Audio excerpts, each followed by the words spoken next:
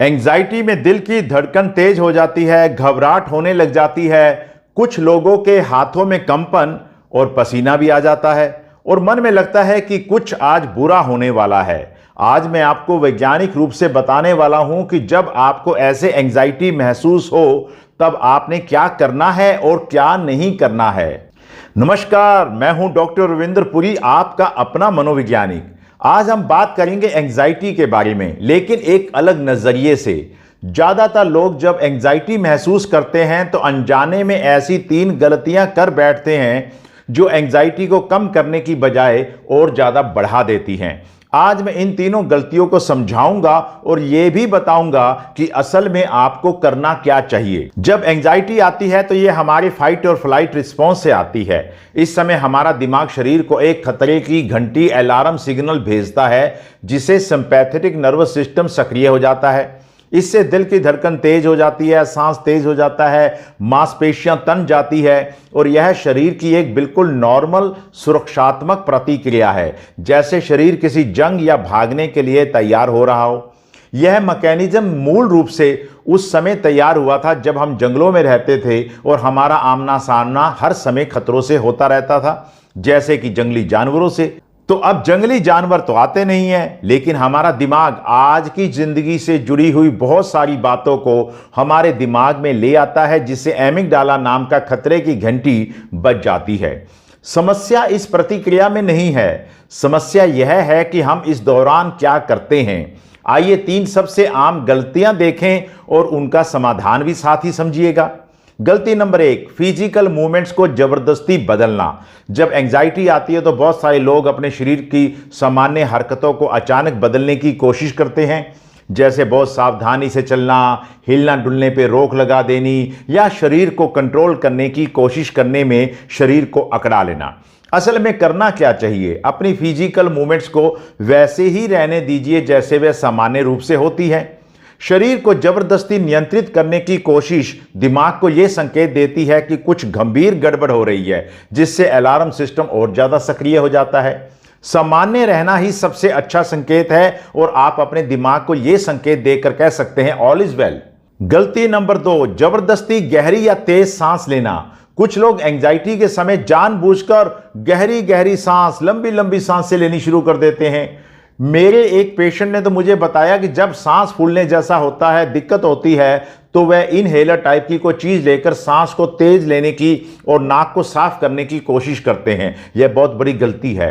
Anxiety के दौरान हमारी सांस पहले से ही तेज हो जाती है और शरीर पहले से ज्यादा ऑक्सीजन ले रहा होता है, जिसकी जरूरत भी नहीं होती है। ऊपर से जानबूझकर गहरी तेज लेने से हाइपरवेंटिलेशन हो जाता है। इसका असली नुकसान यह है कि इसमें खून में कार्बन डाइऑक्साइड का स्तर तेजी से गिर जाता है और इसी गिरावट के कारण चक्कर आना, हाथों पैरों में झंझलाहट होना, सांस फूलने जैसी, सांस लेने में दिक्कत जैसी समस्याएं होने लग जाती हैं, जिससे डर भी बढ़ने लग जाता है। यानी आप सांस को ठीक करने की कोशिश में असल में अपने लक्षणों को बढ़ा रहे हैं। असल में आपको करना क्या चाहिए, सांस को जबरदस्ती गहरा या तेज करने की बजाय उसे धीमा और सामान्य रखने की कोशिश कीजिए। जैसे नाक से धीरे धीरे सांस लीजिएगा, मुंह से धीरे धीरे छोड़िएगा। इस समय आप बहुत सारी एक्सरसाइज भी कर सकते हैं। 4, 7, 8 वाली एक्सरसाइज भी कर सकते हैं, जिसमें आप 4 सेकंड तक सांस लीजिएगा, 7 सेकंड तक रोकिएगा और फिर 8 सेकंड तक इसे धीरे धीरे बाहर निकाल दीजिएगा।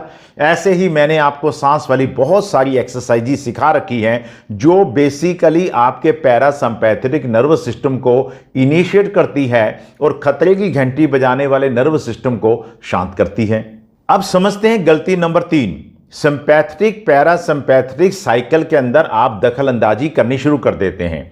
हमारे शरीर में एक नेचुरल पैटर्न है, कुछ समय तक सिंपैथेटिक नर्वस सिस्टम सक्रिय रहता है, जो आपकी चिंता को, स्ट्रेस को बढ़ाता है और फिर अपने आप ही पैरासिम्पैथेटिक नर्वस सिस्टम सक्रिय होकर शरीर को शांत कर देता है। यह एक हेल्दी बॉडी के लिए जरूरी प्रक्रिया है। लेकिन हमारी गलती यह है कि जब एंजाइटी आती है तो हम उसके बारे में ज़्यादा सोचने लग जाते हैं और ज़्यादा घबराने लग जाते हैं। इससे एक डोमिनो इफेक्ट पैदा हो जाता है, यानी कि एंजाइटी के बाद दूसरी एंजाइटी, तीसरी एंजाइटी और फिर उसके बाद सोचने से और एंजाइटी। तो अगर हम दखल ना दें तो एंजाइटी अपने आप ही कुछ समय के बाद अपने आप कम हो जाती है, क्योंकि पैरासिम्पैथेटिक नर्वस सिस्टम अपना काम करना शुरू कर देता है। असल में आपको करना क्या चाहिए? एंजाइटी को आने दीजिएगा, उसे ठीक करने या रोकने की कोशिश मत कीजिएगा, बस इंतजार कीजिएगा, आराम से बैठ जाइएगा या चलिएगा, मूवमेंट करते रहिए जैसे आप कर रहे हैं। शरीर का संतुलन अपने आप ही वापस आ जाएगा। दरअसल होता क्या है कि एंजाइटी की भी एक एक्सपायरी डेट है। हमारा ब्रेन अपने आप जब उसे लगता है कि मेरा शरीर बहुत ज़्यादा एंजाइटी में रह रहा है और शरीर को किसी प्रकार का खतरा पैदा हो सकता है, तो ऑटोमेटिकली ही आपका दिमाग आपको शांत कर देता है। लेकिन आप क्या करते हैं? दखल अंदाजी करके आप थिंकिंग के बाद, यानी कि चिंता के बाद या सोचने के बाद आप और ज़्यादा सोचने लग जाते हैं, जिससे वो बार बार चिंता इनिशिएट होने लग जाती है। तो आपने कुछ नहीं करना है, आराम से जैसे आप जो काम कर रहे हैं घूमिएगा फिरिएगा, 10-15 मिनट के बाद एंजाइटी अपने आप ही शांत होने लग जाएगी। तो दोस्तों याद रखिए, एंजाइटी खुद खतरनाक नहीं है, बल्कि हम उसके साथ जो व्यवहार करते हैं वही उसे बढ़ाता है या घटाता है। फिजिकल मूवमेंट्स को नॉर्मल रहने दीजिएगा, सांस को जबरदस्ती तेज ना कीजिएगा बल्कि धीमा और सामान्य रखिएगा। दिमाग को ओवरथिंक ना करने दें, शरीर अपने नेचुरल साइकिल से अपने आप को शांत कर देगा।